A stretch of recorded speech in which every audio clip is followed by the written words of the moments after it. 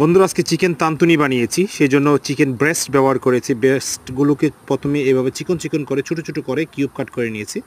তারপর একটা তাওয়াতে যখন এটা গরম হয়ে আসছে তখন আমি এটা ছেড়ে দিয়েছি এবং এটা থেকে যে পানিগুলো বের হয়েছে সেই পানিগুলো দিয়ে কিন্তু চিকেন তান্তুনিটা কুক হচ্ছে। বেসিক্যালি লবণ দিয়েছি যার জন্য পানিগুলো খুব দ্রুত বের হয়ে যাচ্ছে।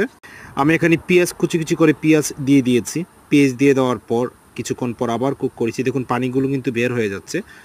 এখানে একটা টমেটো দিয়েছি জুলিয়ান কাট করে, তারপর তেল দিয়েছি, তেল দেওয়ার পর বাটার দিয়েছি।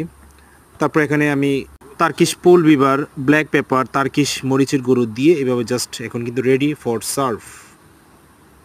তান্তুনির জন্য এখানে সালাদ ব্যবহার করেছি, জুলিয়ান কাট করে পেঁয়াজ কেটেছি, টার্কিশ পোল বিবার, ব্ল্যাক পেপার, তারপর পাপরিকা ব্যবহার করেছি যেন গার্নিশটা দেখতে সুন্দর হয়।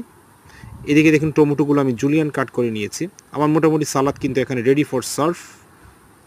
ভিডিওটা কেমন লেগেছে অবশ্যই জানাবেন, সাবস্ক্রাইব করতে বলবেন না।